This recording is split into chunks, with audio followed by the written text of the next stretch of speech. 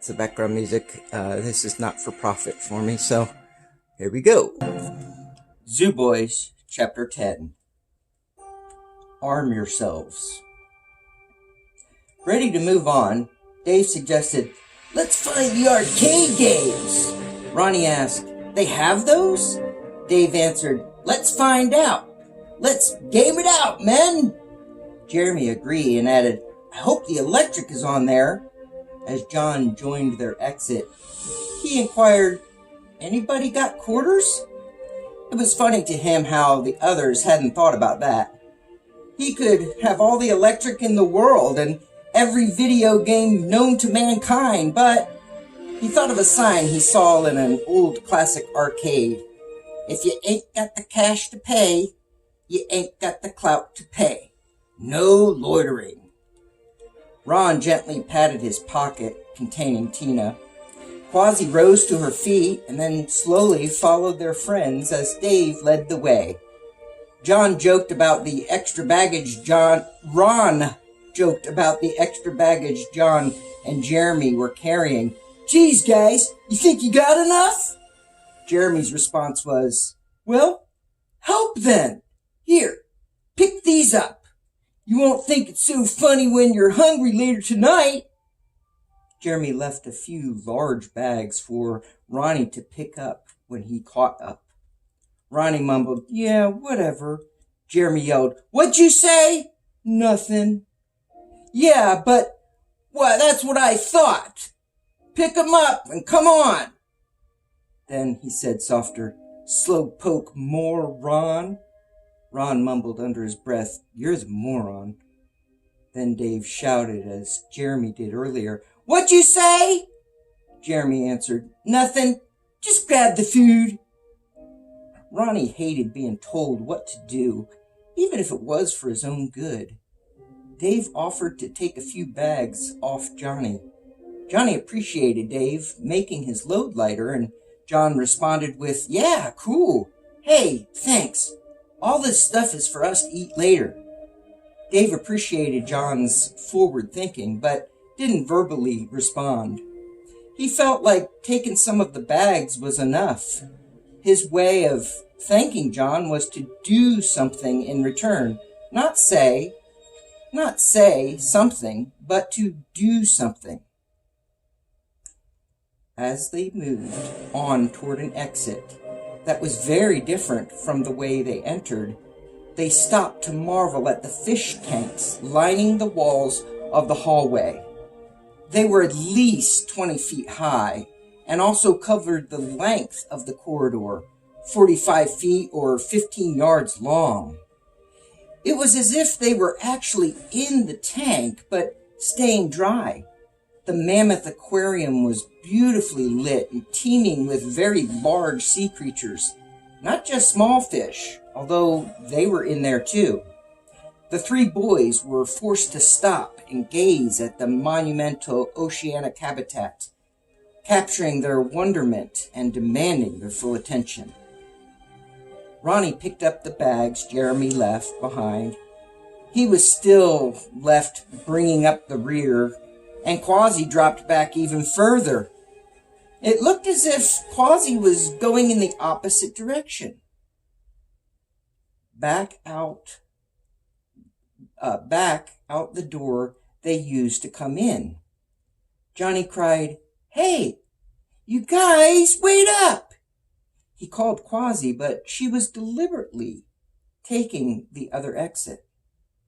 Then he asked, hey guys, Quasi is... What y'all looking at? Oh, look at this. See any sharks? Wait, is that an octopus? The other three were too awestruck to answer. They stood there speechless. They had never seen a full-grown octopus.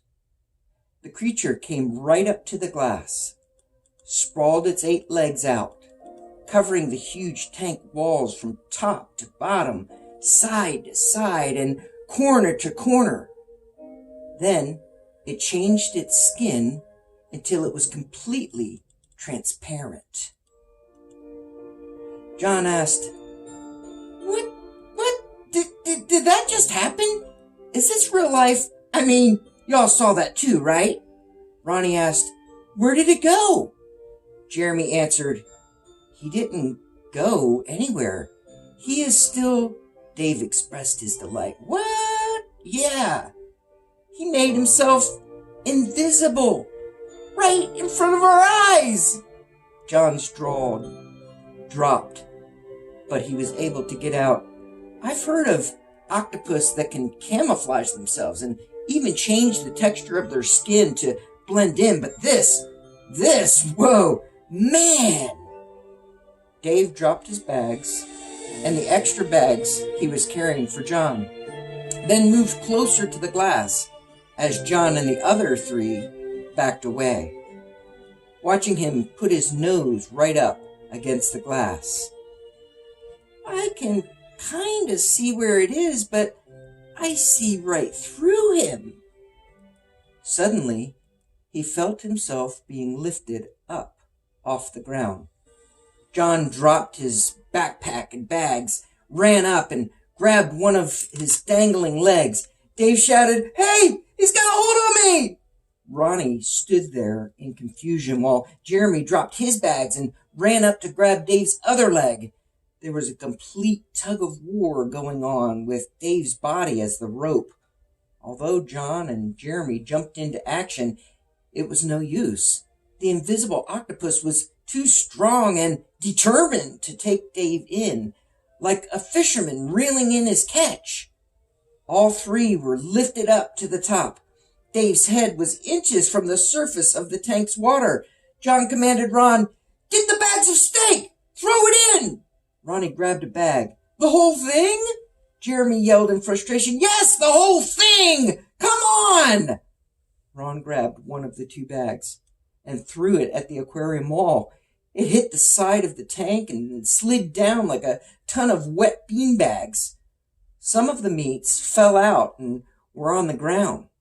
Dave couldn't speak. He was being squeezed harder and harder and was tugged at from both ends. John called Ron into action again. "Ronnie, throw the meats into the top of the aquarium!" He was struggling. "Ron, if you don't, then this thing is gonna eat Dave!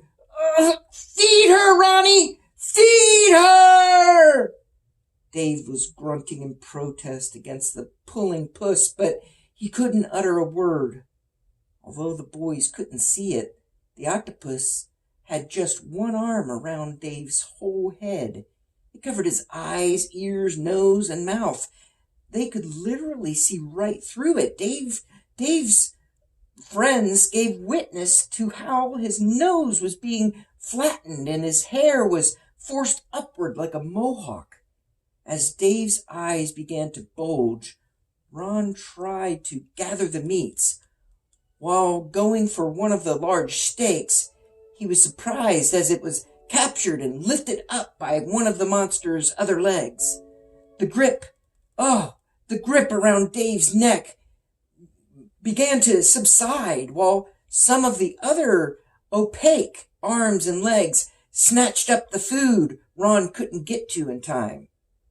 Chicken breast, hamburgers, T-bone steaks appeared to be floating in the air, rising up and over and then into the water contained in the tank. Give him the whole other bag too if you have to! Hurry up!" John shouted. Water was splashing up and over the sides of the glass wall. Ronnie was doused really good. He quickly took note how salty the water was. Dave and the other two, clinging to him, were now 20 feet up in the air.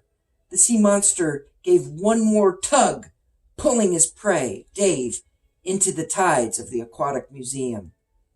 That suddenly jerking motion flung John and Jeremy off.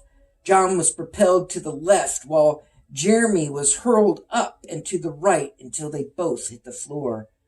John quickly got up and grabbed another bag of cooked meats. They could see Dave was fully in the water, but they couldn't see his opponent. Jeremy scrambled to his bag of food and began tossing boxes of Pop-Tarts up and over the wall of glass. John threw the whole other bag full of cooked meats over the top of the tank. He cried, "Take this, ya!" Jeremy and Ronnie joined the war cry, "Ya kid eater!" The bag hit the surface of the water, made a cannonball-sized splash, sending waves that tumbled out onto the once dry tile floor. Ronnie gave testimony. "It's beginning to sink. Look!" It was. It was as if time itself had stopped for just a brief second. The boys could do nothing more than just watch. Although all their senses were still aroused, hearing the waves lap over the edge, smelling the salt in the air, and feeling tired from the fight that they weren't sure was over yet, they waited there silently. All three of them witnessed just a blur of the water. It released Dave like a string pulling a spinning top into its swirl. They also saw the bag of food being pulled away without seeing what captured it. Although they couldn't see it, there was no mistaking it was there. Its actions were visible by the effects in its environment. Dave shot to the surface, took a deep breath to refill his lungs as he grabbed the top lip of the tank. Fully driven by pure adrenaline and the will to survive, their friend pulled himself up and out. Flipping over the edge, he fell straight to the floor like a bag of potatoes. Clunk! He lay there still, catching his breath. The pain from the fall was dull in comparison with the grip that felon had on him. Dave heard their questions before they could even say it. He spit out water that was gathered in his mouth. "Phew! Did that really happen? Is this real life right now?" Dave belched out more water that had gathered in his belly. Then he thanked his buddies. "Good thinking, John. I could hear y'all. It was muffled, but I could still hear y'all. And I could see, but everything was blurry. So, yeah, thank you too. Ronnie, Jeremy, thank you for saving my butt." John nodded, then stated, Let's go, before it comes back." Little did they know, but Quasi had gone out and around the building. She was now sitting and waiting for them to come out. She hoped they were still alive.